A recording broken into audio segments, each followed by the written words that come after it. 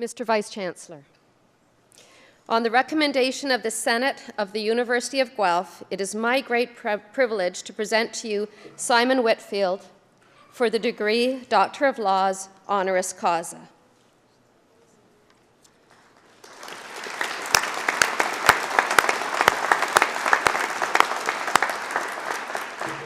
Simon Whitfield is an entrepreneur, community builder, mentor, and one of Canada's most accomplished and decorated athletes.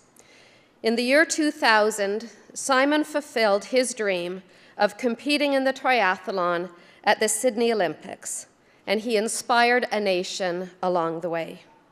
True to the Games' motto, share the spirit, dare to dream, during the last leg, a 10-kilometer run, Simon passed 24 competitors to win Olympic gold.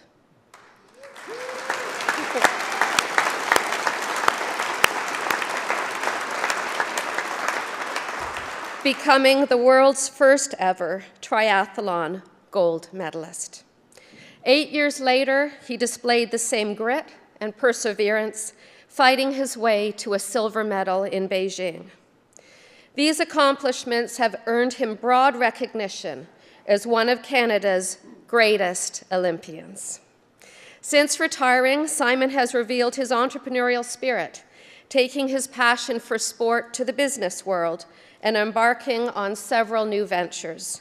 This includes co-founding Relentless Pursuit Partners, an investment and consulting firm that provides business development services for new ventures in health technology, sports, fitness, and nutrition.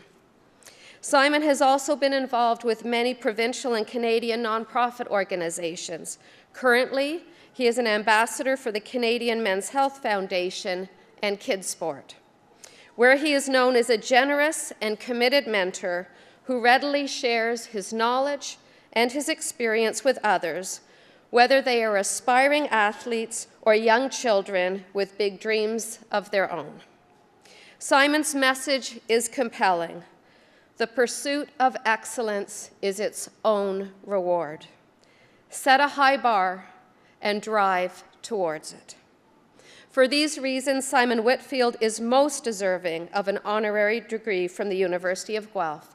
I now ask you, Mr. Vice-Chancellor, to confer upon Simon Whitfield the degree of Doctor of Laws, honoris causa. By the authority of the Senate of the University of Guelph, I admit you to the degree of Doctor of Laws. Congratulations. Well done.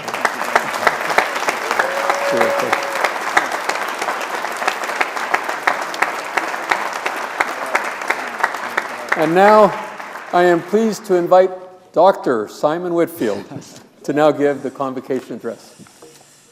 Oh, there you are, Dr. Simon Whitfield. I just let that ring for a second. I'm not sure that I thought that would ever happen. I have many moments where I think, how did I get here? I referred to the one today at lunch, how did I get here? And I am definitely having one of those moments now. I have a fun little ranking in my head of these how did I get here moments. I had the honor of having lunch with the Queen of England, and I sat there and I thought, how did I get here and why did they give this permission? I had lunch with Sir Edmund Hillary in 2001, and now I'm here. And my parents will recall 20 years ago a certain phone call that was made from a phone booth before cell phones from Australia, from Sydney, Australia, from the University of New South Wales, where I informed my wonderful parents, Jeff and Linda here in the front row, that I was going to defer university and move off to go race in France. And I cautioned, I held back from the phone to think, here we go, we're going to hear it. And my parents both unconditionally said, we support you. And that was an overwhelming theme through my sister Kate and my childhood, was an unconditional and unwavering support for whatever dream my sister and I had. And I hope you can relate to that as you sit there with your parents, as you sit there with your loved ones, that this unconditional support, it frees you to express yourself in such wonderful ways. It frees you to express yourself through hard work and without a focus so much on what this final outcome will be, and the tribute to the journey being so important, to what can we learn, and embracing that with this will come struggle, will come adversity, And with that struggle and adversity, you will find the texture and depth that will come with that experience and gives you a wonderful experience in your own life. It gives you experience to give unto others, as we find that not only giving unto ourselves, but giving unto others is so important. And it's a piece that I very much embrace. And to be acknowledged for that today is something very special.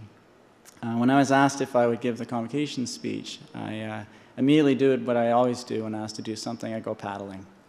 I paddled off Pender Island on Vancouver Island. I paddled off and towards Active Pass. And I sat at the junction between the Trimcombe Channel and the Harrow Strait. And I had a wonderful day where it was just absolutely glass. And I got to sit on my board, and I had the timing of the BC Ferry down pat, so I knew it wasn't going to come run me over. And I sat through and I thought about that phone call many years ago that where I said to my parents, I'm going to defer university until Guelph gives me a degree.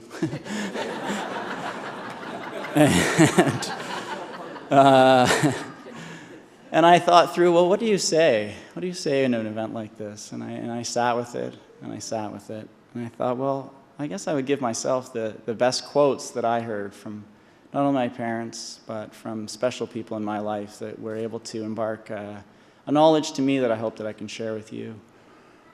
Coincidentally, or as fate would have it, one of those coaches is here at the university, Dave Scott Thomas. Dave Scott Thomas ran the well-named Quack Club out of Queen's University, and I was its first member in 1991 as a 15-year-old.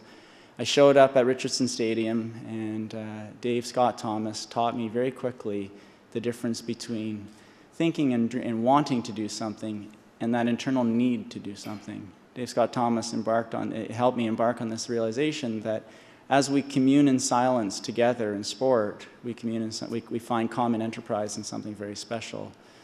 And as you move past a university degree where everything has been in a certain ritual, in a certain routine, and a lot of that routine revolves around that deep contemplation of a problem. Well, how will I find my way through this?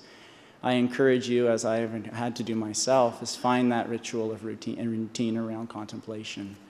As Dave said, that silent communion with others, there's great power in this as we share in something together. And Dave understood that for sport. He understood that coming together, working together, in a space where you're all focused and contemplating that common goal is very important. And as we move past, and I've been in my own transition from the last 4 years away from sport into what's next, finding time for that contemplation, as Dave would say, that silent communion with yourself is very important. I thought of the next person. I thought it was my wonderful mom, my mom Linda. The common theme from mom to my sister and I was always pay attention to your inner narrative, your inner dialogue being so important. And my mom would always, if I was embarking on something where I was saying, this is happening and that's happening, mom would always pull me back to say, careful of that internal narrative. She would give me a choice between being an intrepid, inquisitive, benevolent wise man or a critical, ruthless pessimist. Which one do you think gives better advice, gives better counsel and contemplation? I'll go with the intrepid, inquisitive, benevolent wise man. As is we think, we become, this being the eternal mystery. As is you think, as what you think about, how you refer to yourself, that internal narrative, where it is that your mind goes when in a situation of struggle, when you're in a situation of stress. Do you embrace it? Do you find the positive? Are you benevolent? Are you open-hearted? Or do you come down on yourself? Do you expect, do you fear the worst? Are you afraid of failure?